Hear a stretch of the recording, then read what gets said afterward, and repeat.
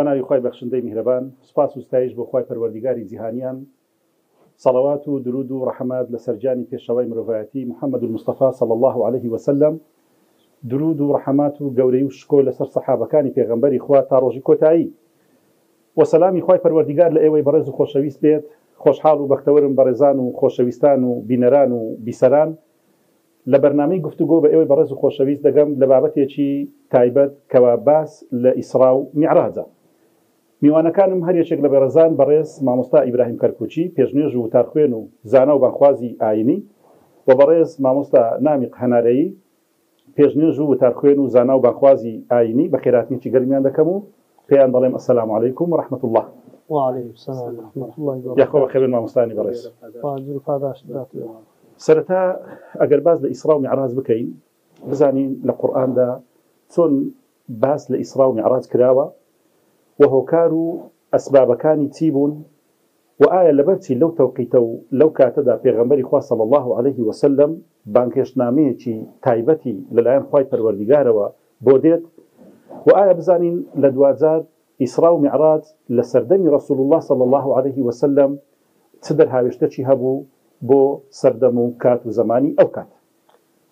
بسم الله الرحمن الرحيم وبه نستعين وصلى الله وسلم وبارك على سيدنا وحبيبنا محمد وعلى آله وصحبه أجمعين. سرتاوي راي دسخوشي من بو برستو تواوي ستافي كنالي بيان بو تايبت كدني أو برنامج وبو ردا وجرينجو جورو تاريخ عظيم زيرين ورشنداري إسلامي كسفر إسراء معراجة كلوقت ساعتي خويتي كباسكدني ضرور فيش ديارة قلت مشابكين خير رب العالمين لدود زي لقرآن فيروس أما جاي في كدو باسي كدوا كسفري في غنبري خواه صلى الله عليه وسلم شوروي كدني وبرز بونوي بو أسمان كواتا إسراء معراجة يكميان لسورة الإسراء بداية را لسرتاي آتكدس بيدكا بسم الله الرحمن الرحيم سبحان الذي أسرى بعبده ليلا من المسجد الحرام إلى المسجد الأقصى الذي باركنا حوله لنريه من آياتنا إنه هو السميع البصير. ولسورة النجم بهمان شوازدا باسي دكا لسرتاتا كوملك آياتي بازدكا لفرمي ولقد رأى من آيات ربه الكبرى كوملك لو فكان قاب قوسين أو أدنى يعني باسك لمعراج في غنبر عليه الصلاة والسلام. يعني من القرآن كباسي كردوه خواي رب العالمين شتيشي تايبتي بو ناردو كبوراقة جوري كالجوري شي جاندار كفي غنبري خواصة صمت في دكاتن لنيوان يعني جو دريجو أسب بيتن كخواي تبارك تعالى السفر كيف في غنبري خواي في كردو عليه الصلاة والسلام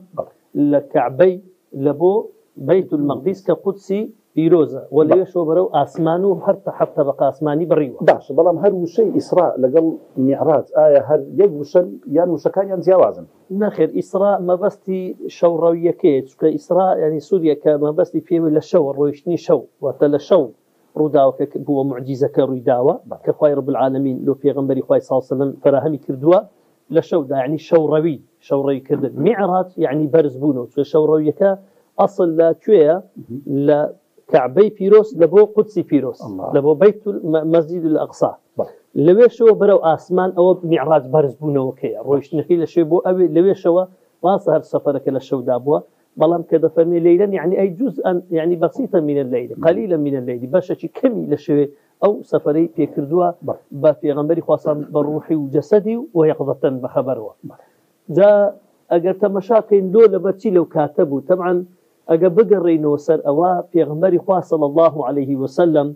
اللي قال أوي دا شو روجي ويكنا بو أوي خلق بانك بكاتن لبو لاي خوا دو خوا برستي تو سردمي بت برستي وشرك وكفر وإلحاد وظلم وستم خلق سوسان نمو ما فخواردن وخلق كدن بنداتي كدن وبندكانو في غنبري خوا صلى الله عليه وسلم في خواي قولات كذبة في غنبر لمدة دصالي في غنبراتي دا شو روجي بيقونا لو أوي أو خلق رزقار بكا لو هم تاريخيانا لبو روناتي إيمان وإسلام لبت فرستي بو خوا فرستي لكفر لبو إيمان لشرك لبو توحيد لظلم لبو عدالات عداوت لبو أخوات كومالك لو بابتانا أوان هذا سان روبروي دبونو أشكنجان أدا وآزاريان أدا كومالك بربستي قرصيان دهنا بيشي پێغەمبەری خوا کۆمەڵێک شتی ئیعلامیان بەکاردەهێنا بوختانیان بە پێغەمبەر کرد عەلەیهی سەڵات وەسەلام لەبەر چای خەڵکان ناشیرە کرد بە ساحیریان وەسفە کرد بە کاهینیان وەسفە کرد بە شاعیریان وەسف کۆمەڵێک لەو بابەتە جا پێغەمبەری خوا سەڵ ئەوانە هیچ نەبوو مای ئەوەی سات ببێتەوە لەو دەعوە بانگەوازەی لە گەیاندنی پەیامی خوا بەو خەڵکە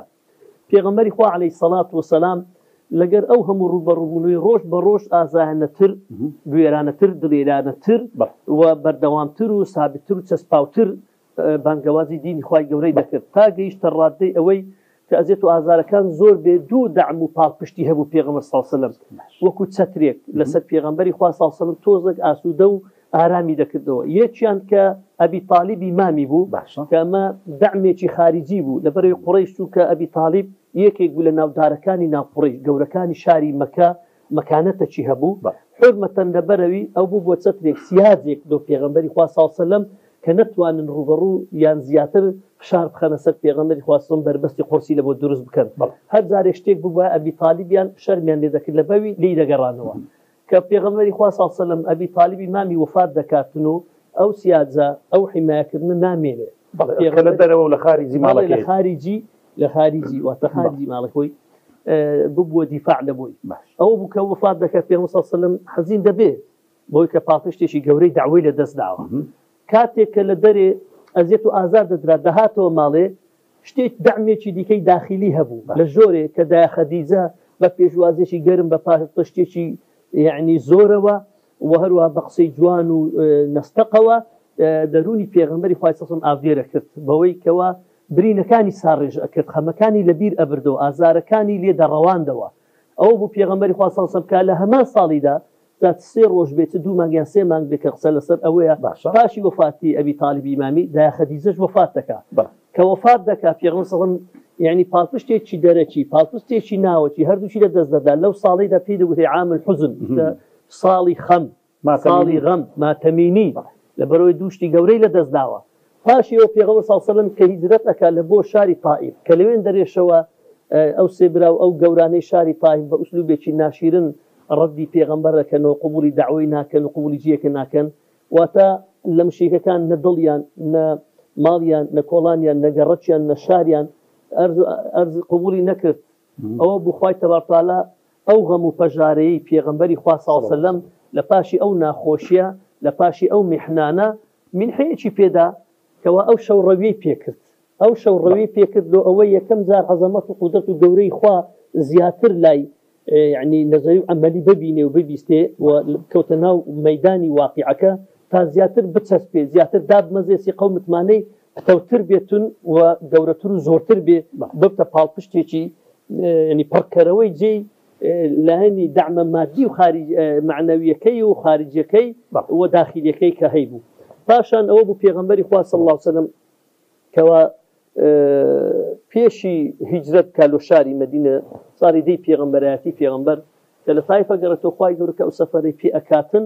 هۆکارەکە لەبەر ئەو خەم خەفەتەیە لەبەر ئەو ئێش و ئازارەیە کە پێی دراوە لەسەر دەعوە خوای گەورە ئەو شتەی پێبەخشی خەڵاتی پێکرد و بۆ سەر خەڵکی زەویشی تا قیامەت بەیان کرد لە گەورەی مەکانەتی ئەو پێغەمبەر صلی الله علیه و سلم لە ئیش و پەیام و ڕیسالەی ئیسلام لە عەزەمەت و قودرەتی خوای تەبارەک و تەعالا کە بڵێتە خەڵکی سەبر بگرن لە پاشی ناخۆشی خۆشیە ئینە مع العسر یسرا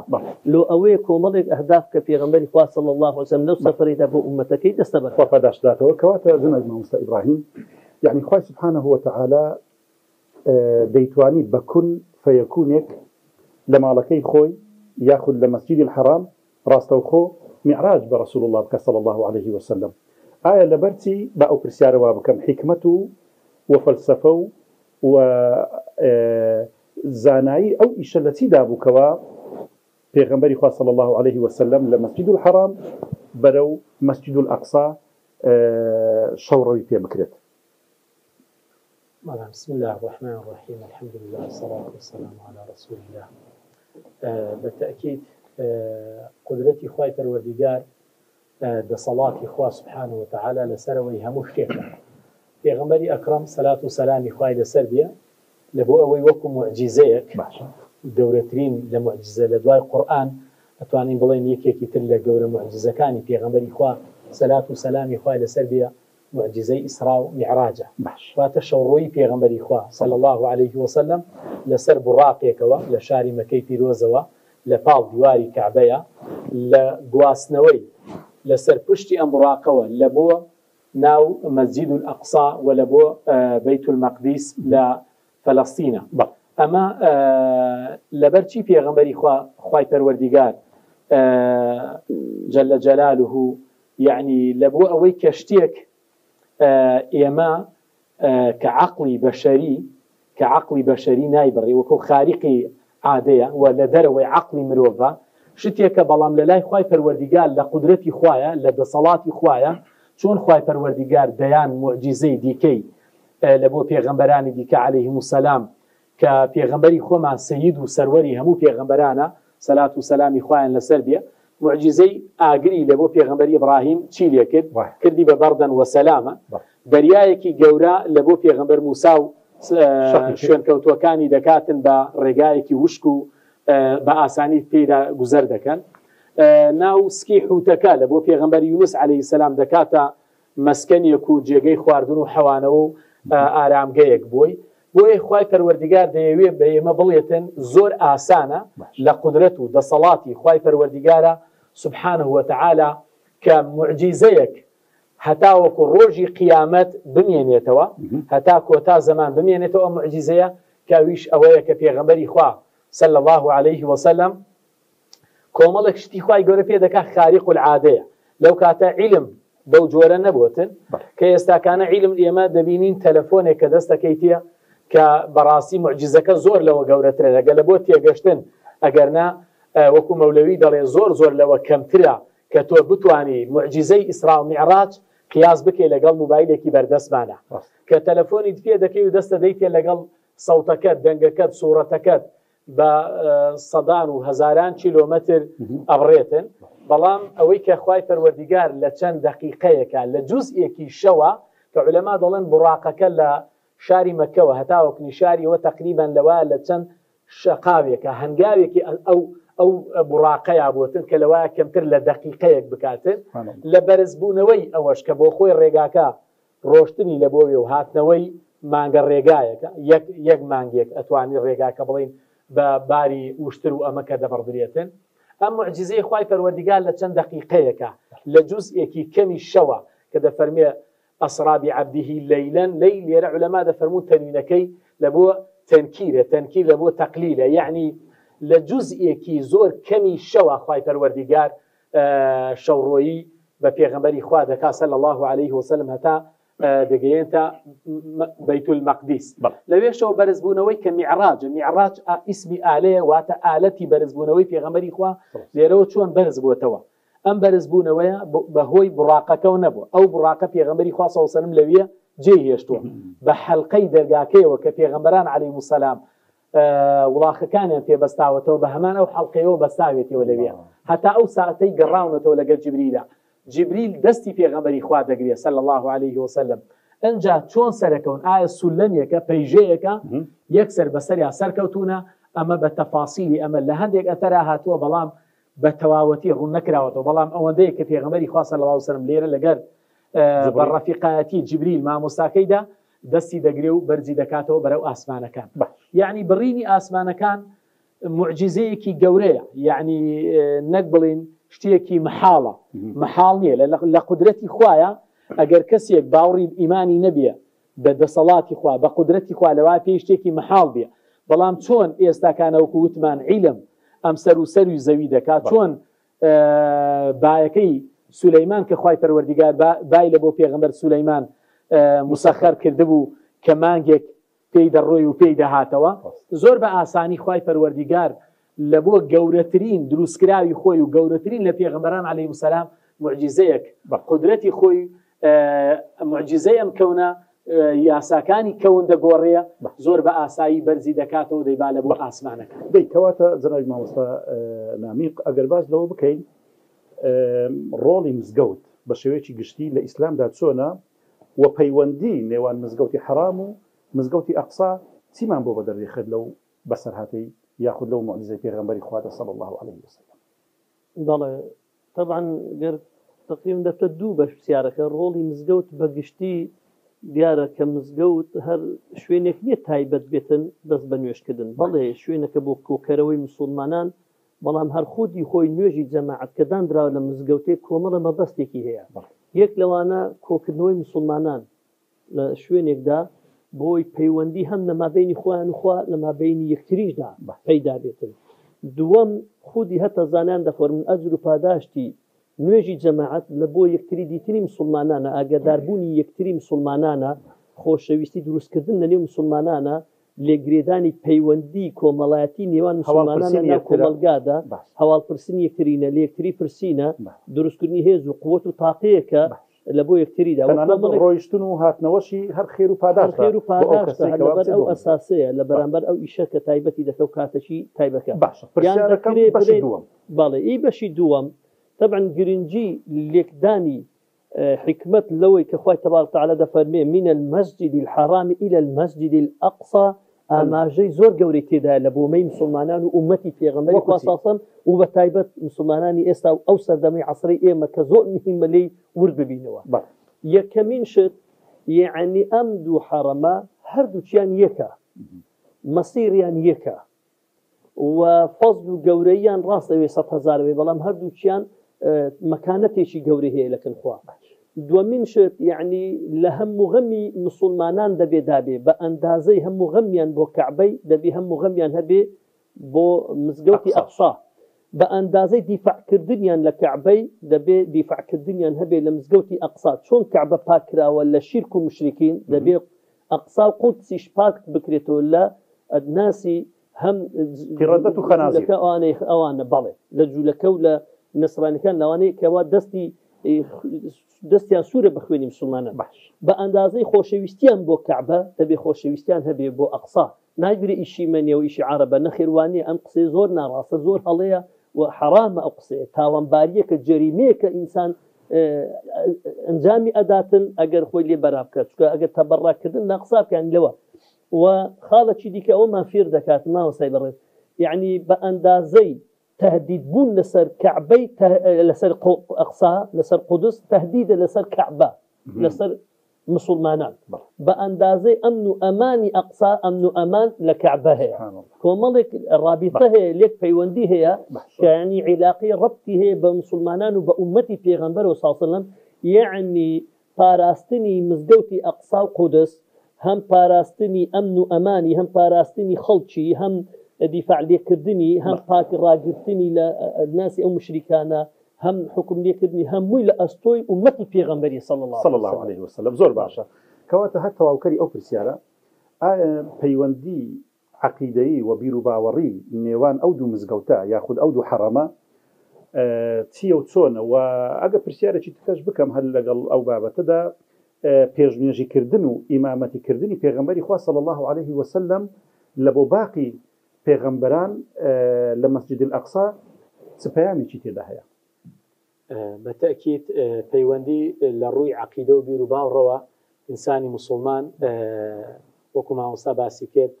چۆن گرنگیدانە بە کەعبەی پیرۆز گرنگیدانە بەشێکە لە عەقیدەی مسلمان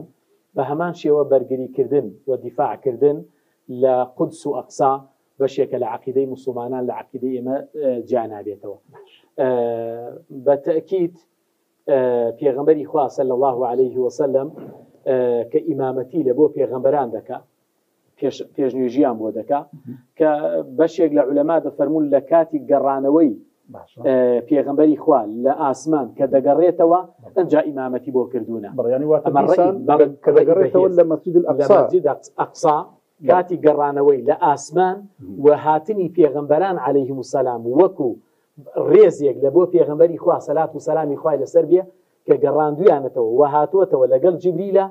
پێغەمبەران ئەو کاتێک کە لە کاتی هاتنەوەیان پێشنێژی پێغەمبەری خوا صلی الله علیه و سلم بۆیان کردووە ئەم پێشنێژیە پەیامێکی زۆر گەورەی تێدا هەیە پەیامی گەورەی ئەم پێشنێژیە یەکەمیان تەسلیمی تسلم و تسلیمە یعنی دەور و تەسلیمە واتە لێرەوە پێغەمبەران عەلەیهیم السەلام گەورەترین ئیعترافە بە فەزڵ و پلەپایی پێغەمبەری خوا صلی الله علیه وسلم یەکەم واتە هەموو پێغەمبەران ئیعتراف دەکەن بە فەزڵ و پلەپایی پێغەمبەرمان سەلات و سەلامی خوای لەسەر لە دوای ئەوە پێغەمبەران عەلەیهیم السەلام هەمویان ئیعتراف دەکەن بەوەی کە پێغەمبەری خوا کۆتا پێغەمبەری ئاخر زەمانە و ئەم پەیامەی کە پێغەمبەر هێناوێتی کۆتا پەیامیشە کە هێناوێتی و خاڵێکی دیکەی تێدایە ئەویش ئەوەیە کە پێغەمبەری خوا صلی الله علیه و سلم و هەموو پێغەمبەران لێرە گەورەترین ئەمانەت گەورەترین مەسئولیەت گەورەترین خلافە تەسلیمی پێغەمبەری خوا دەکەن صلی الله عليه وسلم ئەوان لێرەوە جارێکی دیکە ئەو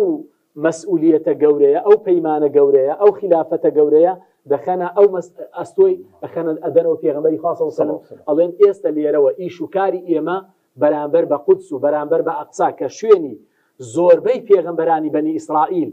لە قودس و لە ئەقسا لە فەلەستینایە معظەمی پێغەمبەران ئەوانەی کە پێغەمبەری خوا نێژیانی بۆ کردووە لە فەلەستینا لە قودسا لە ئەقسا نێژیان کردووە هەر لە پێغەمبەر ئیبراهیم عەلەیهی السەلام هەتا دەگاتە باقی پێغەمبەران سەلات و سەلامی خوایان لەسەر بێ بۆیە پێغەمبەری خوا صلی الله علیه وسلم لێرەوە پێمان دەڵێ ئەی موسڵمانان ئێمە قیادەی زەویمان جارێکی دیکە وەرگرتەوە قیادەی زەوی پێغەمبەری خوا صلی الله علیه وسلم جارێکی دیکە لە جوولەکە و لە نەسارا لە گاورەکان لە مەسیحیەکان وەری دەگرێتەوە و تەسلیمی پێغەمبەری خوا کرا صلی الله عليه وسلم بۆیە دەبێت موسڵمانان ئەو ئەمانەتە گەورەیە ئەو مەسئولیەتە گەورەیە کە پێغەمبەری خوا ئەو شەوە وەری گرتووەتەوە چۆن پێغەمبەری خوا صلی الله عليه وسلم ئەتوانین بڵین فاتحێکی معنەویە و فاتحێکی نەزەریە لە بۆ بەیت المەقدیس بۆیە لە دوای خۆی بەڕاستی یەک خەلیفەی دووەمی پێغەمبەری خوا صلی الله عليه وسلم ئەی خاتە بەرنامەی ئەم کارەکانیەوە فتحی بەیت المەقدیسە ئایا یەکەم کەس چێ بووەکەوە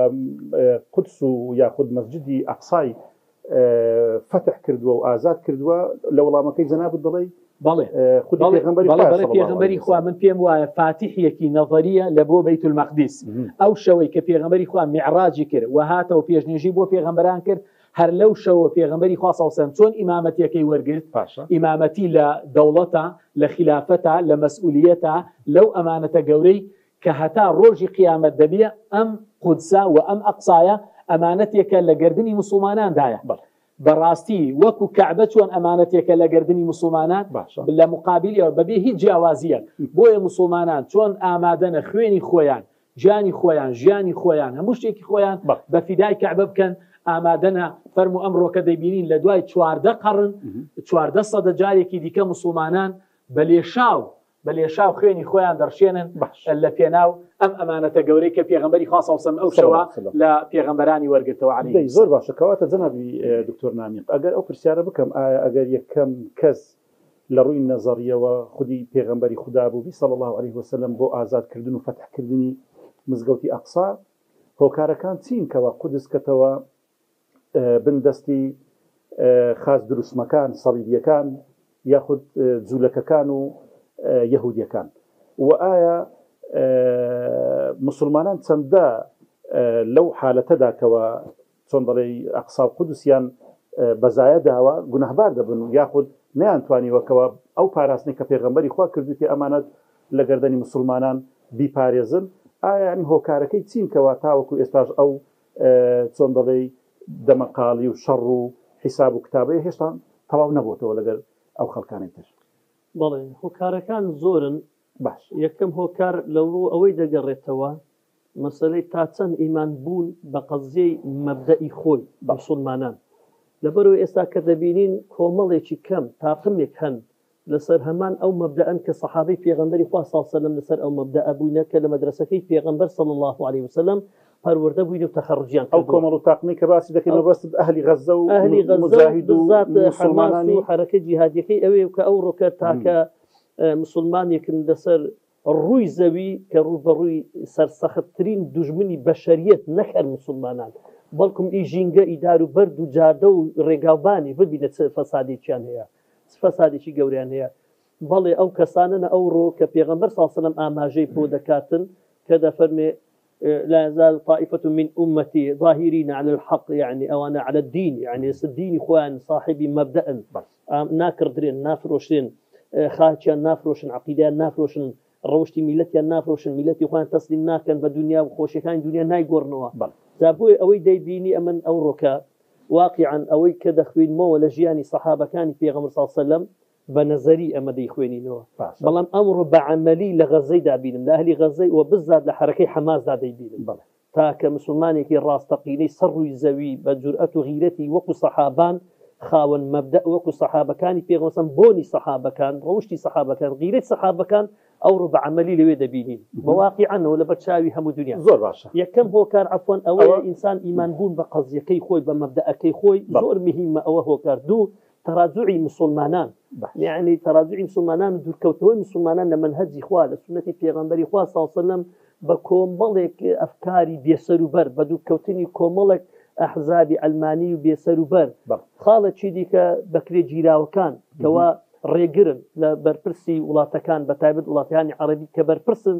و ڕێگرن لەوەی کە مسلمانگەنا ئێستاش الحەمدولله ئەوە هەیە مسلمانان کە ئەو ئەمانەتی پێغەمبەر صلی الله علیه و سلم لە چاوی خۆیان زیاتر خۆشەویسترە لایەن و دەیپارێزن لە بیبلەکەی چاویان بەس ڕێگەیان پێ نادرێت سنووریان داناوە حاجیزیان دروست کردووە حتا بگرە لێ ناگەڕێ ئاو و خۆراک و دەرمانیان بۆ بچێتن ئەوە دیارە لەبەر چاومانەکە وڵاتانی دەوروبەری غەزە خاسەتەن فەڵەستین بە تایبەتر.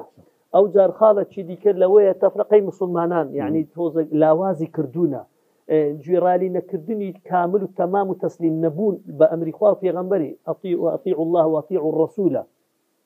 خوای گەورە فەرمووی ولا تنازعوا فتفشلوا وتذهب ريحكم يعني قوتكم ئەوە هۆکارەکانی ئەسبابی فەشەلە ئەسبابی بەڕاستی لەدەستدانی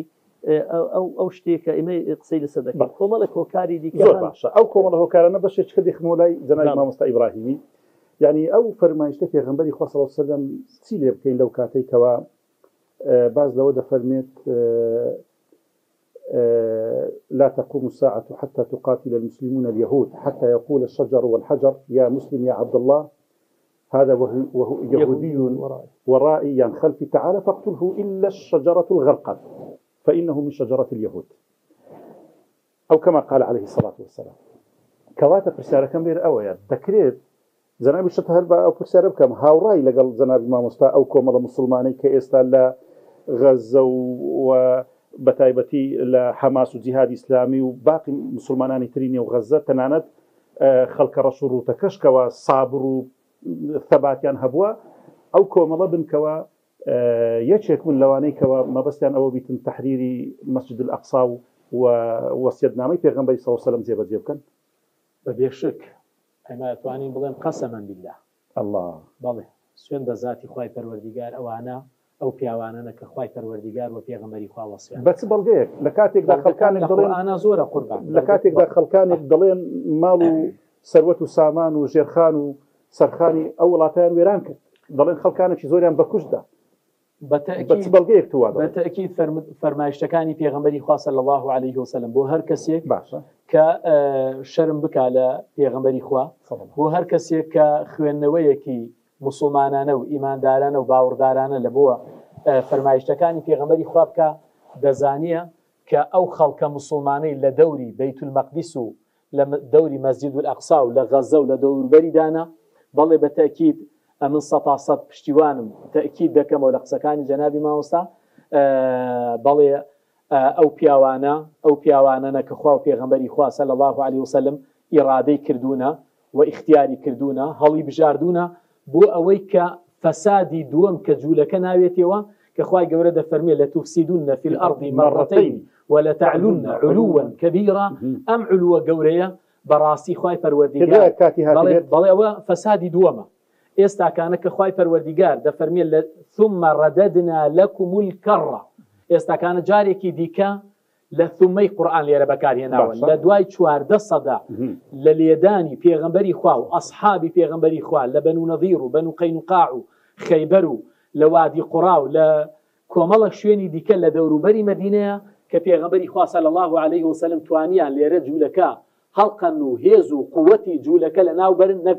هەموو جوولەکەکان بەڵکو هێز و قووەتیان هەیان بوو ئەو فەسادەی کە هەیان بوو لەوەیان نیان هێشت و بەڵام ئێستا جارێکی دیکە لە دوای 14 سەدا بەڵێ من پێم وایە ئەو ئاەتە کە دەفەرمێ ثم رددنا لكم الكرة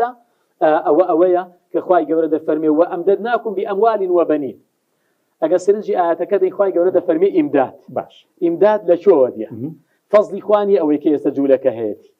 بە دڵنیاییەوە ئیمدادێکی خارجیە يعني مدد ومساعدة وهاوكارية لدروا دي وأمددناكم بأموال يعني بمليارات دولار لأمريكا ولا بريطانيا ولا فرنسا وديت جولك صالانة لبود جي أمريكايا بشيكي تايبت كراو هي لبود جولك براسي وأمددناكم بأموال وبنين هخواي قولة فرمية همو جولك كان ثم جئنا بكم لفيفا همو تانكودا كينوا أوش إستا كان هرشي جولكيه وأولادي جولكيه ورولي جولكيه لهمو دنياوا لأوروبا لاتحاد سوفيتي لهمو دنياوا ذيهنن همو لو بقع ارزيا كودا كانوا چونكي موعدي خوايا ثم جئنا بكم لفيفا همو تانديني ليريا كوتان دكينوا أما بليني خوايا بلام إن جاء إن أحسنتم لأنفسكم وإن أسأتم فلها فإذا جاء وعد الآخرة يعني أو فساديك إستكان جولك ديكا براس أو فرموديك جناب الباسط كيف أمن في موايا أو زوري معه ماويتي براستي إستكان لناوتوني جولك زور نزيك أم جارح لناوتوني دا صلاتكي قوتكي نوويكي بلي تكنولوجيا هرچيكي هي جولك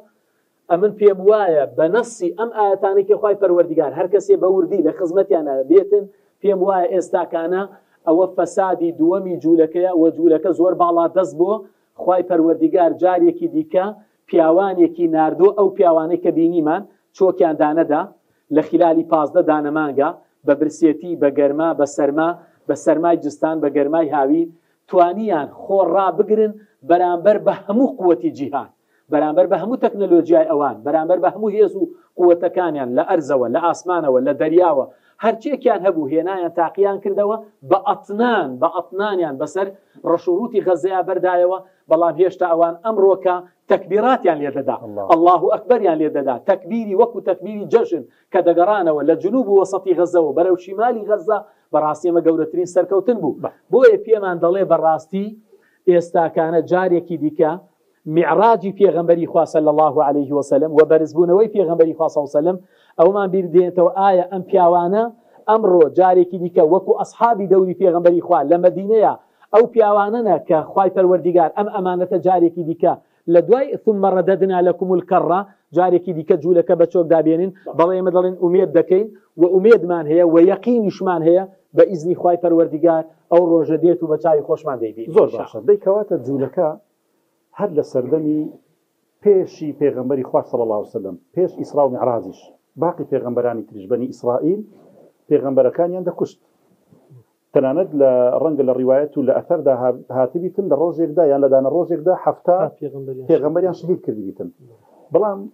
يعني باب رسالة مواري بكم آية كوي زولك بشويتي قشتي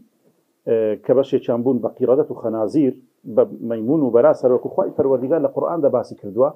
بلام خلقي تري شبو خو بيكوا جيانو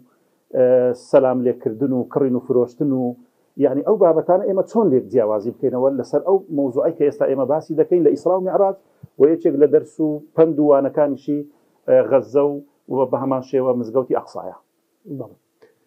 حقيقة تماشا بكين القرآن باشان فرمايشتي في صلى الله عليه وسلم باشان ميرجو تاريخ باشان واقع تماشا بكين هتا او دقي حمد السرطان وتا او ساتيك متبيخ ودانشتوي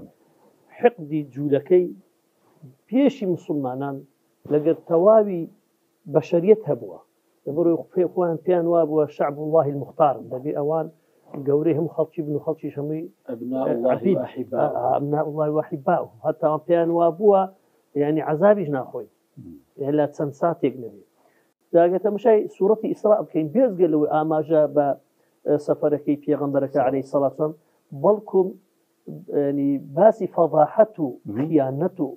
بغض حقدي جولكي دكا سبحان الله هر كسي شي حقداوين بغضاوين هيش مجاري تداني ناوها ناويا زور رشا نقلق مسلمانا حتى لقى نصرانيا كان تمشاكا فيشي مسلمانا لقى نصرانيا كان شرعي كان هبوا سكشتاري كان هبوا هبول يعني نكرد يا لو وعدوا بلين ده تسون خواي قولي باسي كردون لو وعدوا بلين معدل شكست يعني ينقضون العهد دائما في ماشي ما بس بوي استا هدنه عاقل بس تيك استا خريكه هي وباز ذكريتن بلام ليرو لو دبينين يعني عاقل بس تك ما مستا يعني واقعي غيرته جرأته مبدأه ثباته راستي مسلمانان أولو بأس شديدني مسلمانان ويكردوا إجباريان بكاتن بو بزغتوا في شاريكي ناوخۆیان بە زەخت و فشارێکی زەرەر و خەسارەت دیتنیان لە لایەنی مادی لە لایەنی عسکەری لە لایەنی سیاسی لە لایەنی عیلاقاتی دووەلی لە لایەنی تیجاری لە لایەنی تعلیم لە لایەنی استثماری لە لایەنی يعني حتى السمعة حتى لكومل شتي دا يعني أو بوت واقع كوتسليمي هدنكي ببن برز نقطة شاركة لحد بدرة زرر وزيانة كان لحد بدرة من سير في دي كومل خاوي بالا بيشي بابن نابن حتى بيان بكري وكو عبد الله كوري عمر رضا ورحمتي خوي لخوي باوشي بي أو شي ديما دالي روشيان هرميستم تعقيب كم ودرباري أو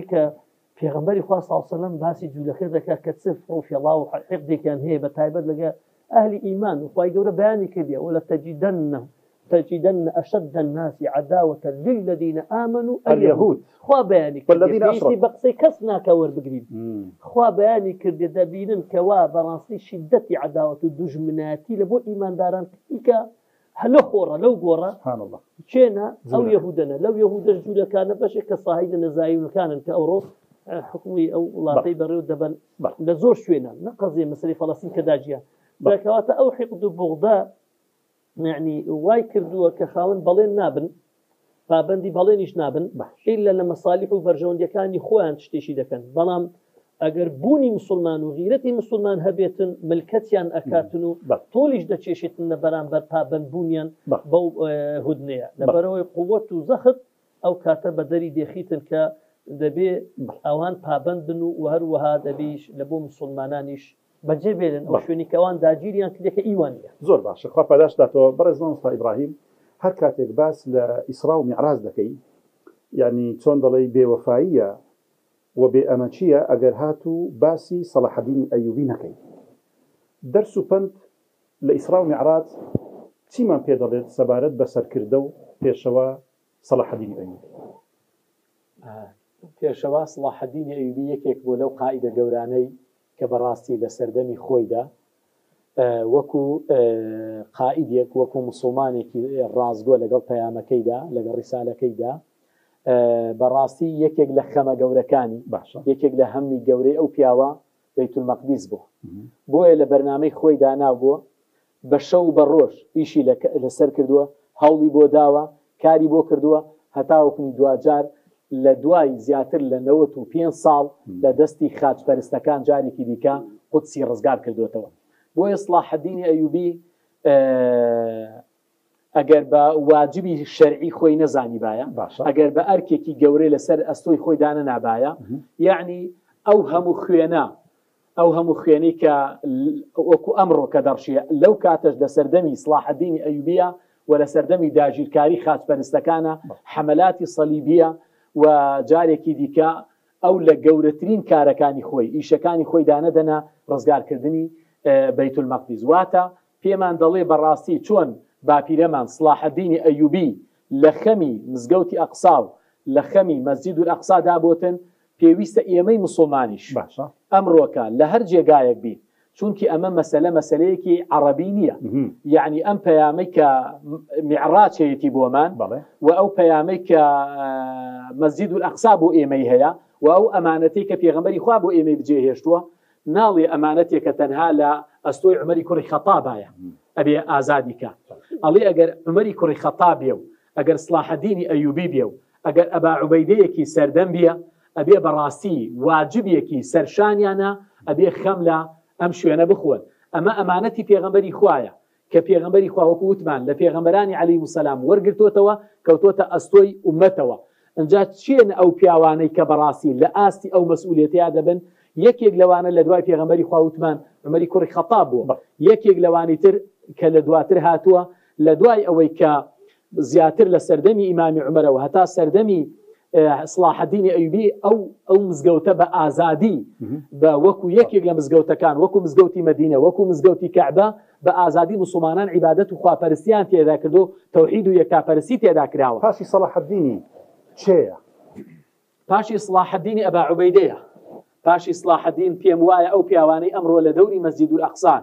ئەو پیاوانەی کە زیاتر لە 75 ساڵە جوولەکە دەیان چەوسێنێتەوە دەیان گریە دەیان کوژیە ئیعدامیان دەکاتن ڕەشەکوژیان دەکاتن خۆیان خێزانیان منداڵیان دەیان گریە دەیان خاتە زیندانەکانەوە بە تەئکید کەسێکی دیکە نییە لە فەزایەکی ترەوە بێ کەسێکی دیکە نییە لە ئێرەوە بڕوا لە شوێنێکی دیکەوە بچیە نا بە تەئکید پێغەمبەری خوا تاکیدی کردوێتەوە لەسەر ئەوەی کە ئەو پیاوانەی لە دەوری ئەو مزگەوتە و لە عەسقەلان و لەو دەوروبەری مزگەوتی ئەقسانە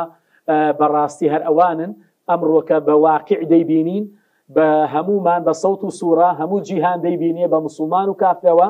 دەیبینێتن کە ئەو پیاوانەی پێغەمبەری خوا صلی الله علیه و سلم وعدی داوە جارێکی دیکە ئەم مزگەوتە خاوێ نەکرێتەوە لە پیسایەتی جوولەکە و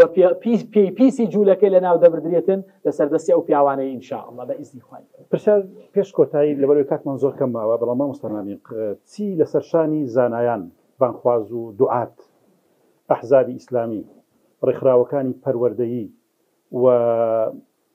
دەستگاکانی بانگەوازی و جەمعیات لایەنی پەیوەندیدار چۆن خۆمان و منداڵەکانمان پەروەردە بکەین بۆ ئەوەی ببین بە کەسێک لە فاتحی قودس خوای دیارەمە لەو حەدیثەی پێغەمبەرەوە صلی الله علیه و سلم دەست پێ دەکەم کە دەفەرمێت جاهدوا المشرکین بأموالكم وأنفسكم وألسنتكم ئەوەی پێی دەکرێت لەسەر مەسئولیەتی هەر هەمومانە بە ڕوحی ئامادە بێ و بەشدار بێتن لەو جیهادە گەورە و عەظیمەدا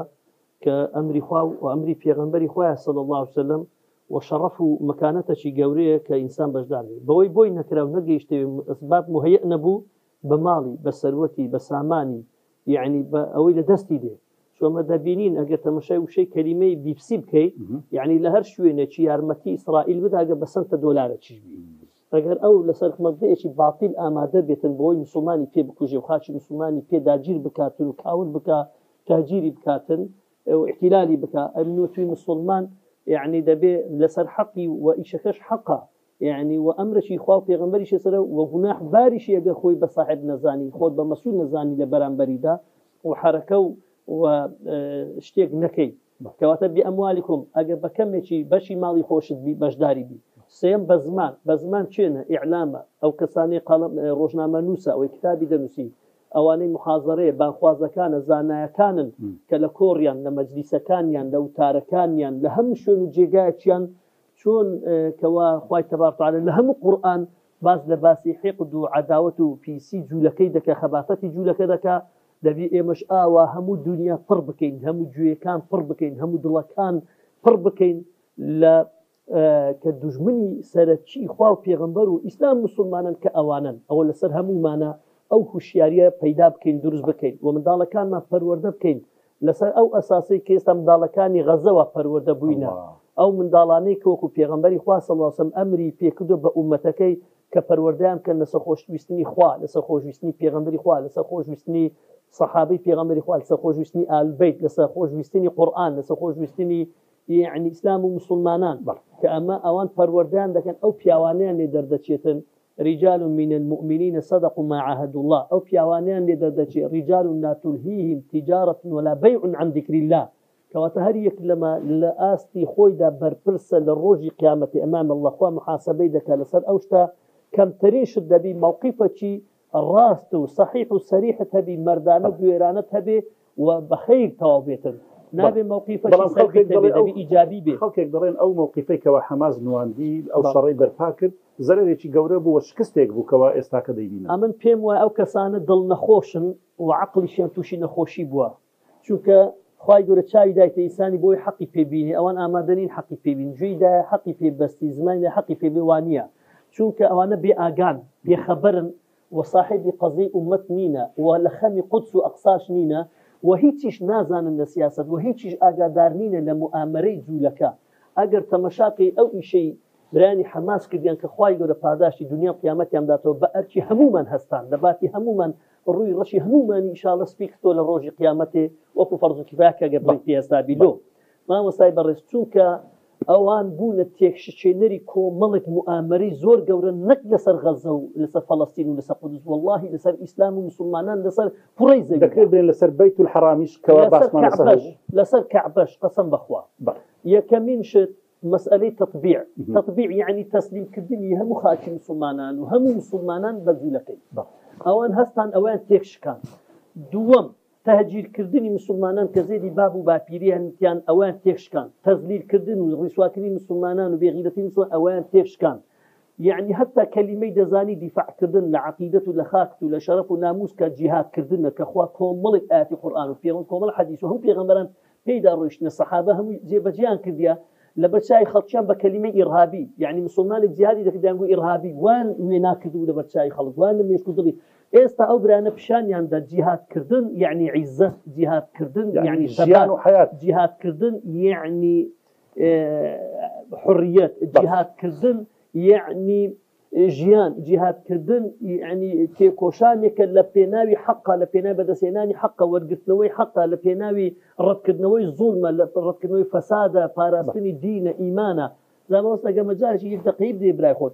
تمشاهده كي أستاذي برز يعني أو جار مسألة قضية تجاري يعني جولك ويستي بو قضية دا تجارتي هم عالم دز بس دا بقريتن بتايبد لو ري غزيك لو ميناو لو أويك هي كان إياتا شوية لو أوي راستو خود استولاء بكن بس هم تجارتي أوروبا وهم خلق محتاج بويبي وكومالك شتيديكا أي باشان أو هم خلقي قرتنا أو أن بوتا مشانا كان كيكشتينري أو هم مؤامري بو نتسخل سن مخاني دروس دا بيتوا خلق كجدا چێتە بەهەشتێ خەڵک پاداشتی وەردەگرێت جەناب مامۆستا دەکەمە کۆتا پرسیار و کۆتا قسەی ئایا غەزە شکستی خوارد و حەماس شکستی هێنا یاخود سەرەتایەکە بۆ فەتحی مبین و فەتحی مەسجد الأقصى؟ بەتەئکید شکستی نەخواردووە بەڵکو گەورەترین سەرکەوتنە بە فەزلی خوای پەروەردیگار مسلمان إحدى الحسنيين هي إما الشهيد من خواي پروردگار شهادته كشتني مسلماناني بشكز لنا نبردو لقرآن مصطلح قرآن كان شهادته شهيد كردني مسلمانان بيكيك لدوكار جوانك شاكك قرآن ناو دبا إحدى الحسنيين يعني إنساني مسلمان أجر بكوجيا شهادته برزية لا خواي پروردگار أجر سركوتني أو إما نصر وإما شهادة. كانت أصحاب الأخدود بفوز الكبير لآخر خواي پروردگار ناوي ديني بالي بويا يعني كشتني مسلمانان وتيقدان ويران كردني خانوي مسلمانان أما براستي نايقوتري هزيمة بلكو قورترين سركوتنوكو ما وصاف فرمي أو بو تيكشكاندني هيمني دولة إسرائيل بو نق إسرائيل هيمني أمريكا بو هيمني فرنسا وبريطانيا بو هيمني كفر عالمي بو توانيان اوان براسي كفري جيهان بچوك دابينن كفري كبهمو هيزو قوت وتوانا ودصلاتي خويان باقتصادي هرچی كان هي اقتصادي عملي عسكري هرچی كان هي كويان كدوله سر غزه ما تواني هيز بكان بويا تنها ويران كردني بل شارك ويران بو بلان بفضل خوي پروردگار او مسلمانانا كاستاكانا جاريكي ديك اميد مانوايا اما دروازه يكديه تمهيديكا وريخوشكريكا لبو سركوتني دواتر لبو اويك جرسيكا لبو جولكا كهندي تمرد كنيكي ماوا باذن خوي پروردگار كتابه تمن دينيه لبر اوي ليسوء وجوهكم وكل لبر اوي روي خويا رشكن لبو جاريكي ديكا خجالت بن ببرچاوي همو دنياوا بهمو جيهان ويستاكانا اويك لبو جولكا ماوتو غير خجالتي وبدبختي ورورشي شي هي لجيهانا دسخوشي لجولكا بكاتي بتاكيد سپاس دەکەم منیش کۆتایی دێنم بە قسەی ئەو دایکە بەڕێزەی غەزاویە کەوا دەڵێت خوای گەورە چەندت دەوێت لە منداڵەکان و لەنەوەکانمان بیبە هەتا ئەتو ڕازی دەبیت و بەڵێنیشیدا دەڵێ ئێمەش دایکان ڕەحمی خۆمان وەسکی خۆمان دەکەینە کارگەیەک بەس منداڵ بنینەوە مجاهید بنینەوە بۆ ئەوەی کەوا مزگەوتی ئەقسا فەتح و ڕزگار بکەن بابەتەکەمان زۆر و پرسیارەکانمان زۆر بوو نەگەیشتینە مەشاهیدەکانی بەهەشت و جەهەنەم و نەگەیشتینەوە شاری مەکە و قوڕیش و کافرەکان و ئەوانە و نەگەیشتینە صدقیەت و ڕاستیەکە ئیمامی ئەبوو بەکر و ئەوانە بەڵام دیارە کاتەکەمان هەر ئەوەندە ڕخسەتمان پێدرا بوو بۆیە بەڕێزان و خۆشەویستان بەو قەدەرەوە بەو ئەندازەیە هاتینە ئەلقەی ئەو جارەی بەرنامەی گفتوگۆ تا لە بابەت و تەوەر و باسێکی تر بەخوای پەروەردیگارتان دەسپێرم وەسەلام عەلەیکوم وەڕەحمەتوڵڵاهی وبەڕەکاتوه